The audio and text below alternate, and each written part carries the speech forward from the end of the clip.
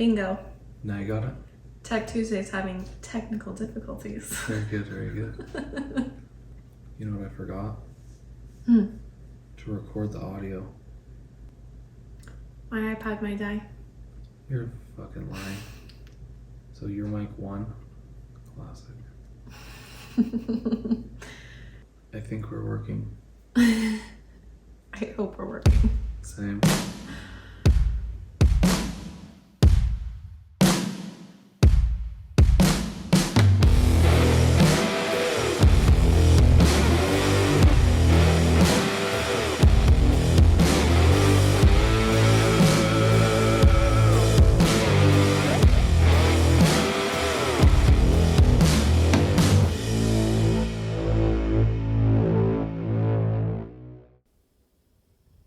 Okay, so I think we're live. And I am mic 1. Oh, you are? Yeah. I'm mic 2. You're mic 2. Oh, sad day. I'm always second best. That's not true. Are you happy you got exactly what you wanted? With what? With being number 1. That's not what I want. You know that. All right, so you want to go? Welcome to Tech Tuesday. How are you? All right. Good. Looks like we got some questions. First question is, where the hell have you guys been? Where have we been? What have we been doing? Yeah, let's look and see when our last YouTube video A lot has uploaded. changed. We haven't been on social media in like 2 years, so Yes. let's see.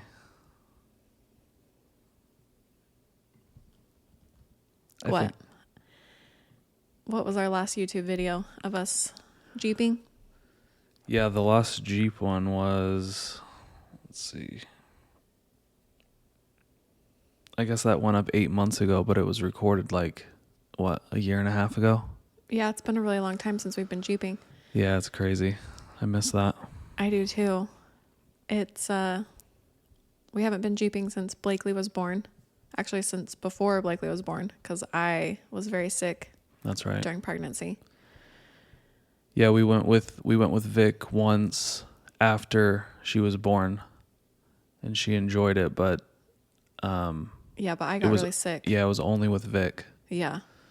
So like around that time when you were having Blakely, or a little bit before that, that's when Brock sold his Jeep, right? Yep. So Brock sold his Jeep, we were having Blakely, and then that kind of died out. So I wonder if Vic and Gabe are still going out. Like, I haven't heard anything. Yeah, I haven't either. I know Gabe just went out. I think Vic still goes out too, but I don't know if they go out together still. Yeah, I wonder how often they get out. Yeah, I'm not sure. And then Instagram. When was Yeah, so we just started posting on Instagram again and Facebook and TikTok. But both of those... Oh yeah, go check out our TikTok, because it's been a minute. We're going to go put some time into TikTok. Yes. TikTok should be a big thing for us coming up. Yeah, so that kit one was April 6, 2021. Wow. Crazy. Year and a half. We've been out of the game. So dumb. So should have been doing this. And the one before that, yeah, was May 24th, 2020. Holy. So a year goes by, we post. A year and a half goes by, we post again. We're back on it. Dumb. So dumb. A lot's changed. We bought a new house, had a new baby, renovated our house. Yeah, that was a nightmare. It was a nightmare. Glad it's over. Live through. Glad it's over too. Had a lot going on with the business, obviously with 2020 and trying to buy parts, trying to get parts. Yeah, that's been a fiasco. We moved shops 3 times. 3 times since COVID hit. Yep. 3 times. So yeah, in beginning of 2020, let's see, when did we move into 100? It was right before. No, it was during during quarantine. COVID. Yes. Yeah. So we moved in there, just me and you moved everything over Yeah, just us. because everybody was at home during quarantine. Yep. And then We had employees working from home, but just you and I moved the office and the shop ourselves. Yep. That and was then crazy. and then we set up all those pallet racks ourselves. Yeah, that was sketch, but it was fun. That's something we will never forget. I know that was a lot of work. Yeah, we all did that during quarantine, and then we just recently, I don't know, over the past 3 months or so, we moved from Suite 100, 2 buildings down, to a new suite, Suite 170. So before we had, we in one building we had 2 different suites and they were separated. So it was a nightmare because down in our original Suite 130, we had all of our product and that's where we shipped out of. And then in 100 was more of a, like our office space. Yeah, just office space. We had our lift in there. That's pretty much it. Yeah. And a place to store all of our boxes. Yeah, it was kind of an overflow in the warehouse. Yeah. So we were looking for somewhere that was obviously combined, somewhere that size, but was combined so we could, have everything under one roof. So finally we found, luckily in the same, building complex or whatever, Suite 170 was available. But they had to do some renovation in there. So they had to add some swamp coolers, Lights. open the wall in between the suites. Yep. So it was combined, run new electrical. So over the last 3-4 months, we've been in the process of doing that and moving everything over. Daryl moved everything in the warehouse, so he kicked ass. He did kick ass. It's pretty cool. Yeah. He was a huge help for us. Yeah, he did a great job. And then all the office stuff is over there now. Everybody, all of our employees work from home except for Daryl in the warehouse. Yep. So all the orders that go out, all the shipping that's done out of our Vegas warehouse, Daryl handles that. And then the rest of the employees are still working from home. So we do have a little bit of office space over there, but it's just a couple offices for me and you. Yeah, it's not very big. And I feel like that's something that people don't really understand either, is that we're a family-based business, but we're also pretty small. Yeah. Very. So it's really hard for us to keep up. And, as employees come and go and trying to manage that, Right. It's kind of hard for people to understand what we're going through as a small business, also being family owned. So, not to make up excuses or whatever, No. but, it has been hard, especially over, COVID and all of that. People don't want to work anymore. Right. So I feel like it has been a struggle for us. Yeah, the past couple and years. the biggest struggle over this time span, since we've kind of been out of social media and out of, not the spotlight or whatever, like we don't have that many followers, but the people who have been watching our brand grow, COVID hits, and then everybody in the world has experienced this, but, supply kind of shut down. Yep. So 2020 wasn't too bad because, towards the end of 2020, supply, that's when it started to really dip. Everybody who had a lot of inventory, kind of ran out during 2020, and then 2021 comes and nobody has product. You sell something, you can't fulfill it. So that's been probably the biggest struggle over the last couple of years is getting orders that come in, being able to fulfill them and get them to the customer. I know that's with everybody. That's, Yeah, that's it kind of hit us late in the game. Right. It hit a lot of people earlier than it did for us, but still, we had that problem. And then we were having a lot of orders that we were canceling and people didn't know why, or, kind of the problem of us not being able to get anything because I think it hit us so late. Yeah. Rather than it did other people. Right. And that goes with, when the supply shuts down, all of the containers, when supply starts back up, you know, all those ships coming into LA, all the ports are backed up. Yep. So even if, you know, our product is out on the water, It's stuck in the water. yeah, it's out on the water for who knows how long. Yep. You know, the trucks couldn't get enough trucks to get the you know, all the product off of the boats and out to people. So it's just been a joke. I mean, you know, you have an ETA of, you know, something's supposed to be here on this day, and then it's like literally 6 months went by of it sitting on the water, and us thinking, you know, any day they're gonna get it and pick it up, and then we'll finally be able to fulfill it. So I know that's been a struggle for our customers too. Is, you know, all we can say is what we know. Yeah, we're supposed to have it on this date. Yep, we're supposed to have it on this date, and then. But that date gets pushed back all the time. Yeah, even our vendors every don't week know. it's pushed back. Every week it's pushed back. So it's just like Yep. a never ending. It's been a joke the last couple of years. But I think this year, it seems like the end of this year, you know, from probably June of this year, I would say supply has gotten good again, where people are getting, I wouldn't say everybody has everything, but a lot of product has come in and kind of stabilized on the shelf to where we do have stock of it. Good. So I think the end of this year is going to be huge for, you know, we won't be canceling as many orders because we don't know when we're going to get it. We just don't want to hold everybody, you know, like this is coming. And then 6 months later, they still don't have their product. So that's been a joke, but other than that, That's what the times are right now.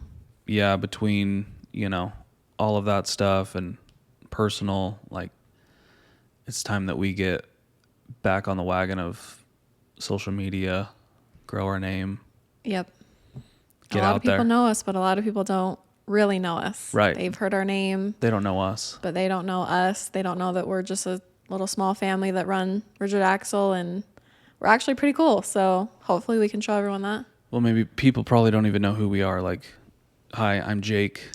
That's true. I'm Samantha. We're married. People don't know. Right. Yes, we run Rigid Axle together. We have 2 beautiful children. We have Hudson, who actually, that's one of the questions. How old are your kids now? Hudson is 6 and Blakely is 1, about to be 2 in October. Yep, she's almost Crazy. 2. So And those of you who had followed us from the beginning and remember our little dog Chip is 4 now, so he's not a puppy. He still looks like a puppy, yeah. but he's not a puppy anymore, but he is damn cute. So you guys will be seeing a lot more of us and the kids and Chip and just our day-to-day, and also things that are happening at the shop. Yeah, I think most people have seen us and our kids through Through the years. through social media and YouTube. Like the first YouTube video that we did, Yeah, it was everybody kind of loved, you know, Hudson is so funny in it, and he Yeah. was he was 2.5, 3 I was there, gonna maybe. say, how old was he? Yeah. I don't even know if he was 3. I don't know. I don't think he was quite 3 yet. But yeah, it's funny going back and listening to him Talk and yeah. not know how to talk or, you know, the things he was saying. So yeah, he's 6 now. He's in first grade, Yeah. and B's a terror. She is Blakely. a terror. Yeah, we call her B. She is a bee. She is a B. She eats nonstop. I swear she could eat our entire house. But she's awesome at the same time. She has the greatest personality. She's so fun. Yeah. We love her to death. Yeah, both of them are so funny. So it'll be great to get back on, get some video, and hope maybe do some Jeeping again. I know that was Hudson always loved that. Yeah, he did. Our Jeep is literally sitting out in the garage the driveway right now with the passenger rear tire half deflated with a staple in it. It's Like a got big construction huge- staple. Yeah. It's been in there for a year. And I'm so stupid. Instead of fixing it, I'll just put air in it, drive Wait it. for it to deflate. Yeah, drive it till it's deflated. Not drive it because it's deflated because I don't want to put air in it. Well, put air in same. it someday. Yes. Yeah. So My getaway for the Jeep is going to In-N-Out. that's true. So that's my only fun time that I get to drive the Jeep. Other than that, I don't really drive the Jeep that much. You need to 'cause we have the post. kids. You need to post the Jeep on Instagram at In-N-Out because that I'm Jeep's there probably almost. a little famous at In-N-Out. Everybody knows it. It is. I'm there almost every other day or so. We've talked about this with vendors too. Like Yes, we have. In-N-Out is a big staple. I don't know. A lot of people aren't on the West Coast, so I don't know how far In-N-Out goes now. Yeah, Obviously, I don't either. started in Southern California. They went to Vegas. I know they have them in Utah now. I think they might have gone as far as Texas, but I don't know that. I don't know that for sure because I know that they don't want to have. They're never going to freeze their beef or whatever. So I think from California to Texas is as far as they can go. Oh, okay. Without compromising, quality or whatever. Yeah. So yeah, we've laughed about how often we see In-N-Out because I mean some weeks we'll literally go every other day or something and then we won't go for a while, but Yeah, it's pretty like crazy. when we're on it. It just sounds so good. Yeah. Sometimes it's just one of those that you can't not get. Yeah. Fries, the burger. Hudson, I hate the shakes, but Hudson loves the shakes. Hudson loves the shakes. Yeah. Okay, next question that we have that's another popular one is what gear ratio would be best for my vehicle? Yeah, we do get this one a lot. Obviously, people who don't know differentials very well, or maybe have never changed a gear ratio, don't really understand kind of how to change ratios or like when you need to change a ratio. A lot of people don't even change ratios. Like there's a lot of Dodge guys who buy a big Cummins, they put big 37s on it, a huge lift, and Yeah. don't even know to change the ratio to get back a little bit of fuel economy, a little bit of performance back. So as well as the Jeep guys, like the Rubicons come with the JLs come with 410s from the factory. Mm-hmm. And honestly, this is embarrassing to say considering what business we're in, but our Jeep has 40s on it. It still has the 410s in it. We go out in it. We used to go out in it a lot. We have 538s literally sitting on the workbench at the shop waiting to go in. They've been sitting there for how many years? I don't know, 3 years. Yeah, remember we were all so butthurt because the 530 we couldn't get 538s for a long time. From Revolution, right? Yeah, I believe we were talking to Revolution about putting their product in the Jeep, and they didn't have it for a long time, and we were like, man, because that's when we were really hot into going too. Yeah, and working on the Jeep. Yeah, so we had put the lift on it, we put the 40s on it, we did everything to it, and we were obviously you got to change the gear ratio, like we're rigid axle. Yep. And no, every time I go to the shop, they stare me in the eye, and I have to kind of do this as I walk by them because I think Vic stole half of the bearings out of the front bearing kit. I'm not sure. Oh, did he? Yeah, so I got to go figure out what he took so I can, get it back. Yeah, get it back. So we have a complete kit. We can get them in. Perfect. But anyway, it fully depends on how you use your vehicle for the gear ratio. If you're a highway guy, and you daily drive your vehicle and you're looking to get better fuel economy, it's much better to go with a higher ratio, lower numerically. So higher meaning, like a 308, 342. All of that depends on tire size, depends on what transmission's in the vehicle, overdrive transmission or not. And the best way to figure that out is there's some calculators online you can go to. Basically you want to punch in either what ratio you're going to be, like if you're looking for a highway setup that you're going to get on the freeway and cruise, 90% of the time, and you want to get the best fuel economy, Yeah.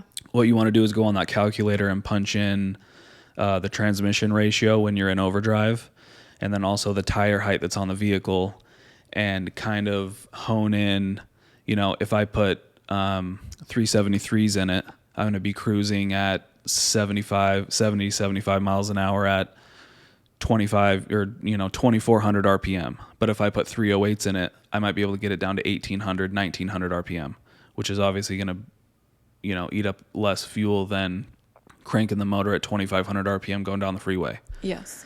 So depending on your goal, the Jeep guys, hardcore Jeep guys have a Jeep because they go Jeeping. They go out and they rock crawl and they want any advantage that they can get to get over any obstacle. So in that case, they're going to put huge tires on it with a lift, and it's going to be heavy with all the extra, the bumpers, all the extra gear that they put on the Jeep. It's going to be a pig with like ours with the 410s. Yeah.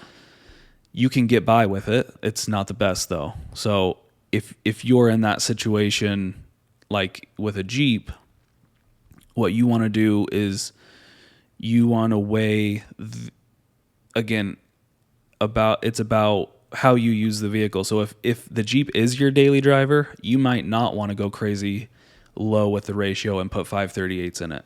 You might want to say, well, I might want to be somewhere between a 456 and a 538 because I daily drive this thing and I don't want to have to get on the freeway and only be able to go 65 because it's cranking at 3,000 RPMs already. So in like a daily driver scenario, it's a lot different than a hobbyist who, when he gets in his Jeep, he's getting in his Jeep because he's going on Saturday morning to go rock crawl. Yeah. That guy's going to want 538s or anything that's going to give him an advantage to get over any obstacle. So like with our Jeep, it's not a daily driver. We drive it for fun. We're not trying to get the best fuel mileage. We're not, if we go to Utah, we're not taking the Jeep. Yeah, correct. We're not going to get on the freeway and want to cruise at 85 miles an hour with those 40s because that thing is a parachute and it's the worst, right? It is the worst. Yes. So you want to build your setup front and rear ratio based on your goal. Drag race guys, it's pretty simple to find for them because so I have the first truck I bought when I was 16. I use that as kind of a drag racing setup. And for me to find out what ratio I want to run, I know if that truck makes 800 horsepower to the tire and it weighs 4,500 pounds, I'm probably going to be able to get that truck to go maybe low tens, somewhere around there, tens, somewhere in the tens in the quarter mile.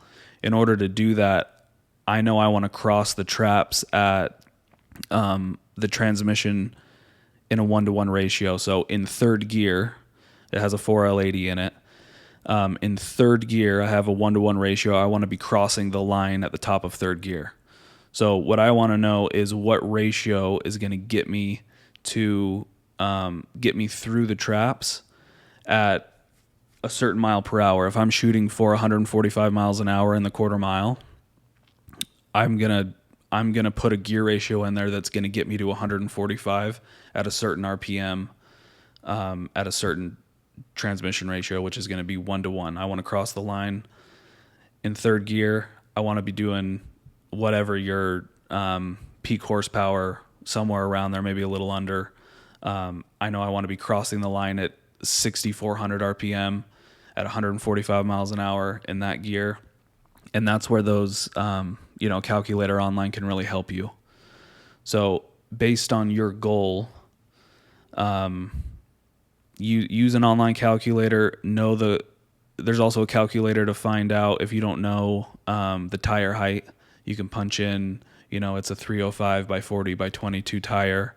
That's going to be I believe that tire somewhere like 33 inches or something like that, somewhere around there, 33 and a half inches. You're going to punch in the tire height and the transmission ratio that you're cruising at. and get the best ratio that suits you. So that's kind of what we tell people. The first question somebody asks, what ratio should I be putting in my truck? Well, what do you use the truck for? Yeah.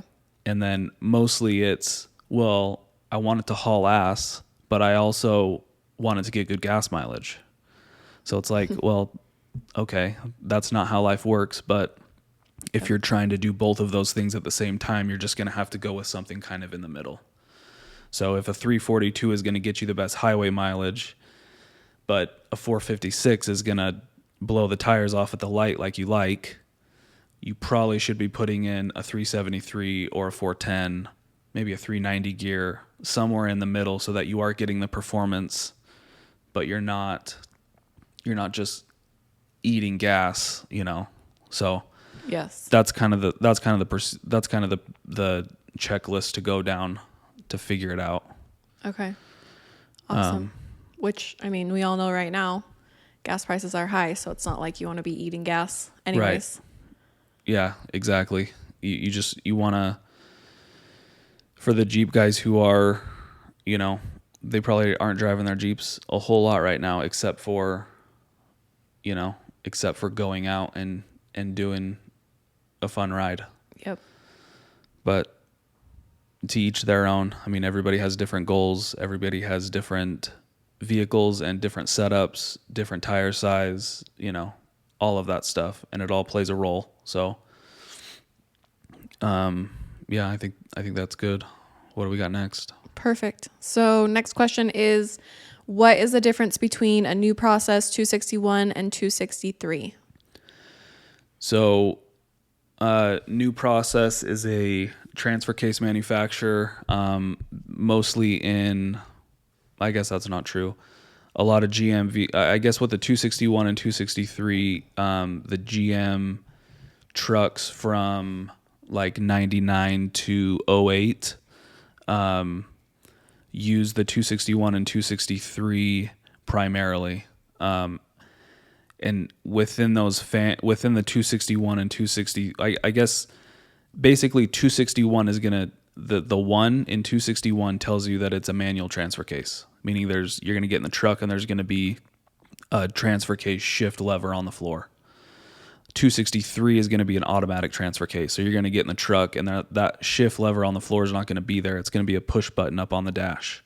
Okay. So you're gonna get in your truck and the push button is gonna, there's going to be a cluster there that shows 4x4, 4 high, 4 low, on some models. So 261, if the tag on your transfer case is or if the tag is missing off of your transfer case, there's some identifiers. If I don't know that it's a 261 or 263, that's the question I'm going to ask. Well, is it a manual transfer case? Do you have to put it into 4 low or is it a push button? If it's a push button, it's going to be a 263.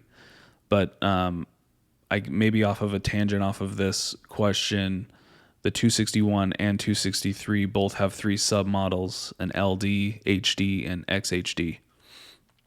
And the LD model, light, I don't know this is for sure, but I'm assuming LD, light duty, HD, heavy duty, and then XHD, we just always call it extra heavy duty. The LDs came in those GM trucks with like the 4.8s from the factory, so the smaller motor in a 1500. The light duty stuff, it's basically the same inside. There's a little bit of different, like it comes with a 38 spline pump, whereas the HD has a 49 spline pump, so the main shafts in those two are a little bit different. The HD transfer cases, those came in like a 2500 gas motor though. So not a 50, they really didn't come in 1500s. You move up to a 2500 GM truck and you have the HD transfer cases in there. And like I said, those have a different main shaft in them, different, I believe a different output shaft based on what transmission is in there. Some of those came with 4L80s in it. Instead of the 4L60s. So the input and output shafts of those are a little bit different. And then the XHDs only came in the diesel engines. So if you have an Allison and a Duramax, all the Duramax vehicles with Allison transmission are backed by an XHD transfer case. And the XHD transfer case comes with a 42 link chain instead of a 49. The links on it are a lot beefier, so there's less of them. The LD model came with a 1.25 chain, 1.25 wide chain, whereas the HD and the XHD chain are both 1.5. So the chain sizes on all three are different. And the extra heavy duty one, what we like to do, if you guys notice on our site, we always upgrade. If you're going to order a transfer case kit from us and you're going to buy a chain and sprockets, if you have an LD transfer case, we're going to upgrade you to the XHD chain and sprockets. So you're going to get what came in the Duramax transfer case in your LD transfer case, which is a win-win. It much stronger. It takes a whole lot, it handles a whole lot more power, more abuse. The chain doesn't stretch as often. Just an overall stronger unit. So yeah, much needed.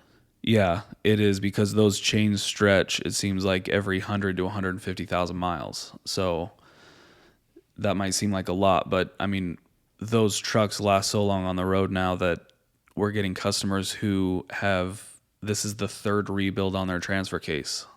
So some of those trucks have 400,000 or 500,000 miles on it. And it gets kind of difficult with this transfer case, the 261 and 263, because some of them have been rebuilt and a lot of them have been rebuilt poorly you might have an HD, but some a-hole put LD parts in it because that's what they had because that's what they could get locally or whatever. Or Ford or yeah. So what they're going to do is you're going to order based on a tag that says HD.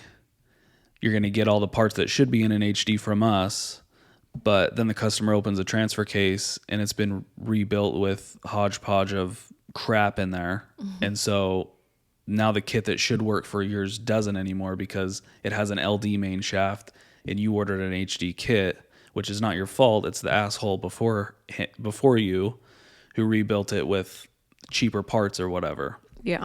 So we just try to we try to upgrade each transfer case, with the best stuff that fits in them, while you have it apart. Cause I mean, who wants to get under a truck, pull a transfer case out, open it up, rebuild it, put it back in, and then have to do it again soon. Like, I dropped that transmission on my hand laying under the truck. Yeah, like it's scary. Dangerous. Yeah. It's very dangerous. It's nice having the lift, but if you don't, yeah, it's a tough job and it's scary. Yeah. And obviously we're trying to get people to rebuild their transfer cases by themselves instead of taking it to a shop. That's kind of our whole thing is we offer a transfer case kit that has everything that you need to rebuild whatever transfer case you have. Yeah.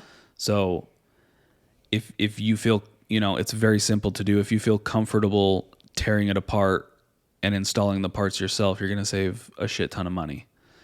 And so, we want to make sure that if you have an LD, we're not just putting LD parts back in there when, the XHD stuff does fit it. If you're going to buy a chain and sprockets already for your LD or for your HD, you might as well put the XHD stuff in it. So just know that when you get an LD kit or an HD kit and the chain doesn't match your original chain, well, it's because we're putting better parts in it.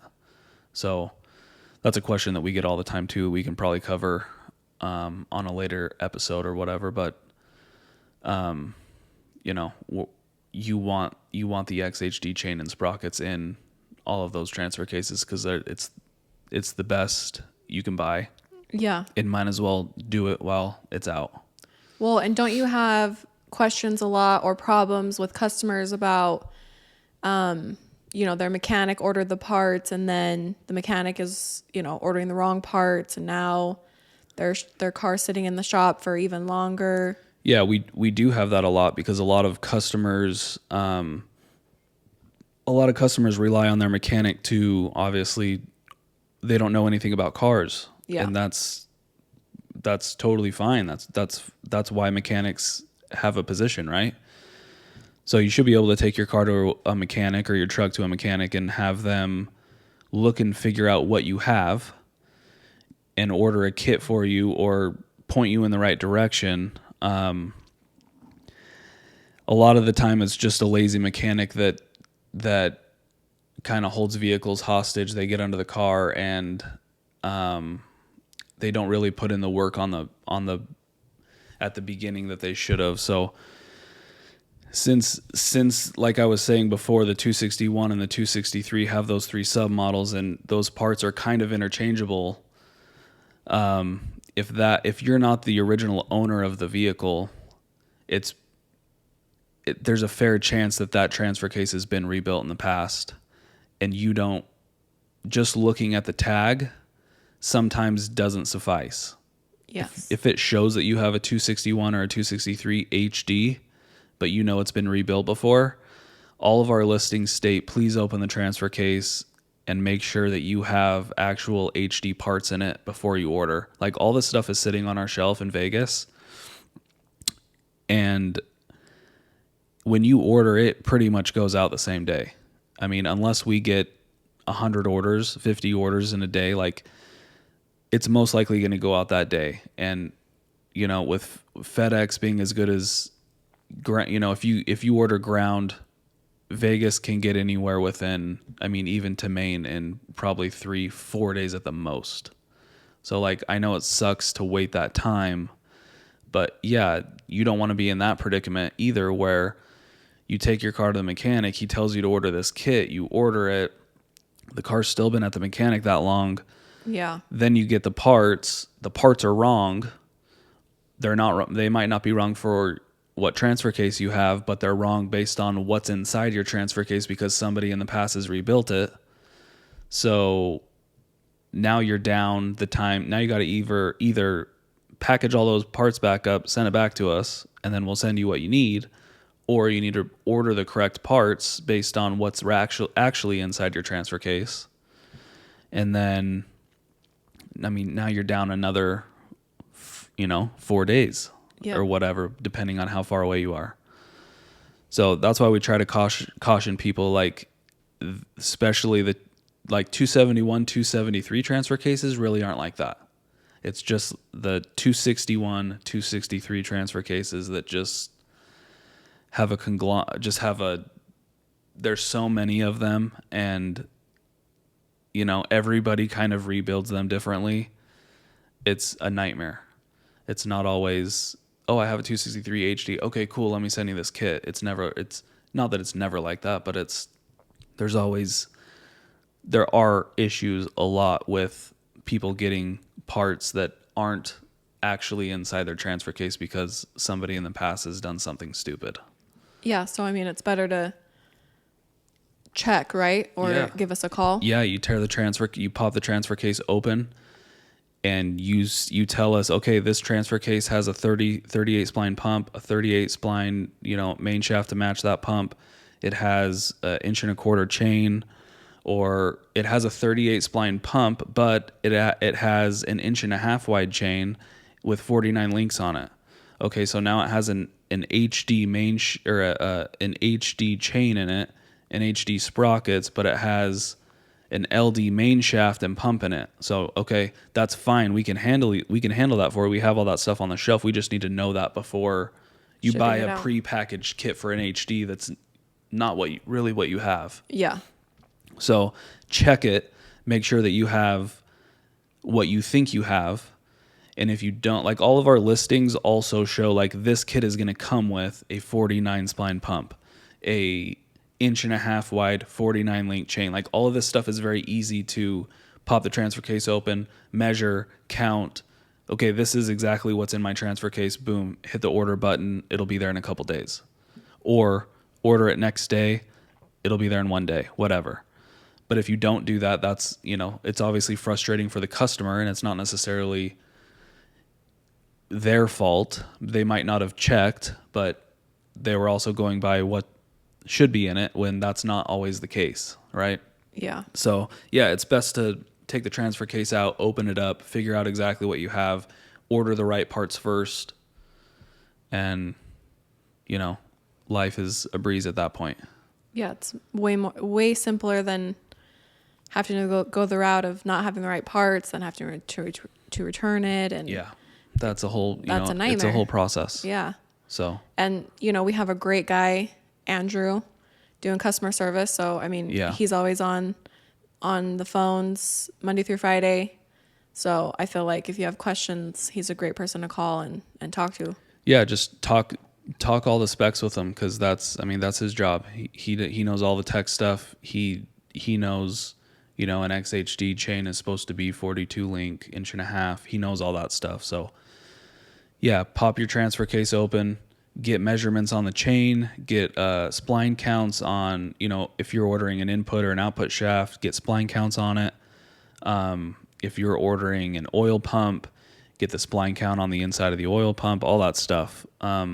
Any details you can provide to us obviously help us narrow down exactly what you need and, what you have. So if you don't want to, if you have a hodgepodge, list of parts in your transfer case and you don't necessarily want to go through the hassle of maybe not having to order a new main shaft if your main shaft is fine, like, we can get you that conglomerate of, 38 spline LD pump with a XHD chain and sprockets. Like, we can build that kit custom for you and send it to you. So you just have to put the parts in and you're good. Yeah. So yeah, do a little bit of homework beforehand and you should be good to go. Yeah, life is easier. Perfect. Okay. Another question that we get a lot is, do you have this in stock? Well, the past 2 years, no, we have not had it in stock. But like we were talking about before earlier, yeah, it's getting better. Yeah, a lot better. Yeah, transfer case stuff, it seems like we basically have all the transfer case stuff in stock. Ring and pinion wise, ratios, like a certain ratio might be out, but it seems like it's not going to be out for a while like it was before. Like, we don't know when we're going to get it. So the ETAs are getting a little more definite, or like they're a little more spot on. If they might be pushed back a week, not 6 months. Okay. Bearing wise, it's over the last year, Timken has been like, they went on vacation, or I know they didn't go on vacation, but they've been struggling to keep up with production. And so a lot of our Timken bearing kits for differentials have, not been available, but they're also getting better. I can't wait to look back, a year from now, and hopefully everything is, life is back to normal. Yeah. And we're just completely out of this now. But yeah, besides that, everything, if we don't have it in stock in our Vegas warehouse, we have multiple warehouses throughout the country that we will drop ship it from. And so if it's not in our physical possession, we're going to do everything we can to, like, if we don't have the actual Timken kit on our shelf, we're going to get a hold of Timken and figure out, do you even have this kit? Or, I have these bearings, but I don't have this bearing. Do you, does Timken have it? And if they do, we're just going to have to drop ship it to you. Yeah. So a lot of times people get multiple orders. Yeah. Or multiple packages. Right. Yeah. And I know that's annoying, but at the same time, it's better to get your shit, right? Yeah. So exactly. if I only have the ring and pinion in my warehouse in Vegas, but the bearing kit, it's either on the truck to us, or no, we haven't placed an order for it because it's been out for so long. Most likely right now, in the state that we are, we can probably get it to you. So we might just drop ship it from a different warehouse. So yeah, like you were saying, you might get 2 different packages. If you just get one thing, don't think we stiffed you. It's probably coming, and you should be getting multiple tracking numbers. If you didn't, give Andrew a call, let him know your RA number or your eBay number or whatever. Yeah, And just check with us. yeah, exactly. He'll look and see like, oh yeah, looks like this, bearing kit was shipped to you last week. It should be there any day. Or the tracking number shows it's out for delivery today. That's honestly 99% of the time. A customer calls in saying, hey, I received half of my order. Where the hell is everything else? And Andrew or myself will look up the tracking number and, it's out for delivery today. Or actually 5 minutes ago, it was delivered at your doorstep. Yeah. So it's usually, we try to get everything out and time it so that it gets delivered at the same time, but that's not obviously always feasible. So if we ship out something from Vegas and the other warehouse gets it out to you a couple days after that because they're slammed or whatever the excuse is, it is what it is. I'm just glad at this point that we're actually able to get product to customers. So agreed. Do we have everything in stock? No, but I think probably 80% of the stuff we can get a hold of no problems anymore. So it's not like where it was like, 10% of the stuff that we sell, we definitely can get, but the other 90% is email communication with the vendor or with the, manufacturers or vendors or whoever, back and forth. When is this, this ETA's move, this ETA, like it's not like that anymore. So hopefully, ordering and fulfillment is it's good to go now. Yeah, it's a lot better than it used to be. Yeah. Okay, so last question that we have for today is, what is the difference between our aftermarket gears and our dry to cut gears? Okay, so we offer an aftermarket and a dry cut in, I believe, our Chrysler 9 1/4 packages and also our GM 8.5, 8.6. I don't think that we have dry cuts in Ford 8.8. Excuse me. The difference between the two is not always what everybody's expecting. The dry cut gear is more expensive. It's funny because the dry cut gear is more expensive, but it takes about 30% less manufacturing time. So it's kind of opposite of what you would think. But the dry cut is an upgrade. It is more expensive, and I do try to sell it to as many people as possible because it really is an upgrade over the aftermarket 5-cut gear. So the aftermarket gear is a 5-cut manufacturing process, where a dry 2-cut obviously is only a 2-cut manufacturing process. So the 2-cut gear is what a lot of OEM manufacturers use. They only use the 2-cut, like the OEMs only use the 2-cut manufacturing process. That gear has proved to be a lot quieter. That's really like the only benefit over it, is that if you set it up properly, it's like guaranteed to be quiet. There's never this, like where the 5-cut aftermarket gears, like sometimes you get a little bit of a whine. That's just kind of the norm. Like if you improperly set it up, they're going to be loud. But they're not like the 5-cut versus the 2-cut. One isn't stronger than the other. One won't handle more horsepower than the other. Really the only benefit of going with a 2-cut is you're guaranteed to have a quiet gear. And there's nothing worse than having a loud gear that just the entire time you drive, it's just whining back there and you can hear it through the cab. So anything that we do, I always put a 2-cut gear in. And it's really not that much more expensive. It might be a $20 upgrade, a $30 upgrade or something like that, where like just for the peace of mind of knowing it's going to be quiet, buy the 2-cut gear. the other thing about it, like we get questions a lot. How to identify if what I have is already a 2-cut or a 5-cut, and that's something that you can just with like a visual inspection of the gear you can look at. So the 2-cut gear, the height of the tooth on the toe side and the heel side is going to be the exact same. So the height of the tooth from toe to heel it's the same height all the way through the tooth. Whereas a 5-cut gear, the tooth is a lot shorter.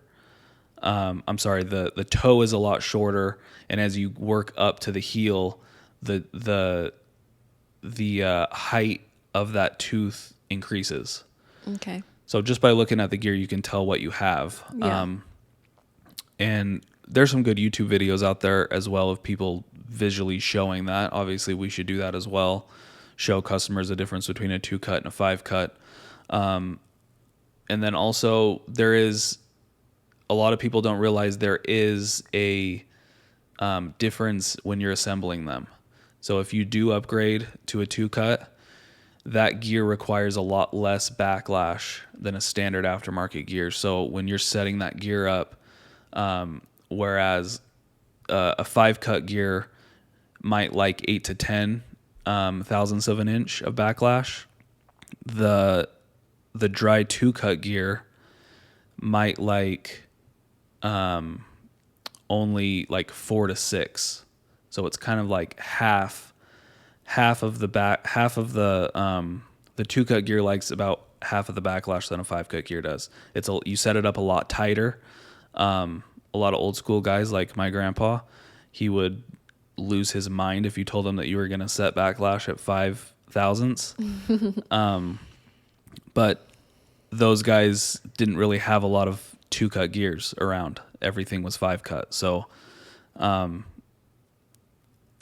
anyway, that's something to keep in mind when you are purchasing a gear, and if you're handing it off to a mechanic, it's obviously very important to let them know, hey, that just so you know, this is a 2-cut gear. You know, set backlash accordingly. So, yeah, that's what you got to pay attention to when you're ordering. I think, like I said, a 9 1/4 or a 8 1/2, like posi package or gear package, or just the ring and pinion by themselves. Okay. Upgrade to the dry cut gear if you can, just so you know you have that peace of mind. But an aftermarket 5-cut gear isn't a bad gear. It's, if you set it up right, you can set it up to be quiet. It's just sometimes if you don't set it up properly 100%, it's gonna whine. So it's obviously, again, if it's a car you just a weekend warrior you take out to beat the shit up on the weekend, like it's up to your end goal. I would never not want to put a 2-cut gear in a daily driver. Like, I want that to guarantee to be quiet as I drive it every single day, Yeah. But if you really want to save the $30 and you just want to go do burnouts and have fun on the weekends, like the aftermarket 5 gear is fine too. And it's honestly, like I said, it's fine for a daily driver as well. Just make sure you set it up right. You'll be good to go. Perfect. Cool. Is that all we have?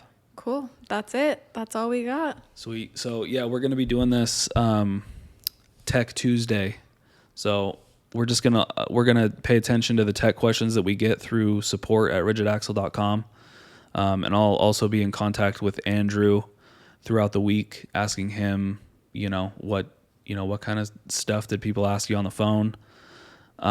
We kind of want to just provide as much value to everybody as possible with questions that we get asked a lot of. So people can people can watch this, they can do their research and figure out, answer their own questions while they're figuring out what to buy and all that stuff. So hopefully we rambled on for a while, so I don't know how long this is, but we were hoping it'd be about 10 minutes, but what do you think we're at? I think we surpassed our 10 minutes. I think so too.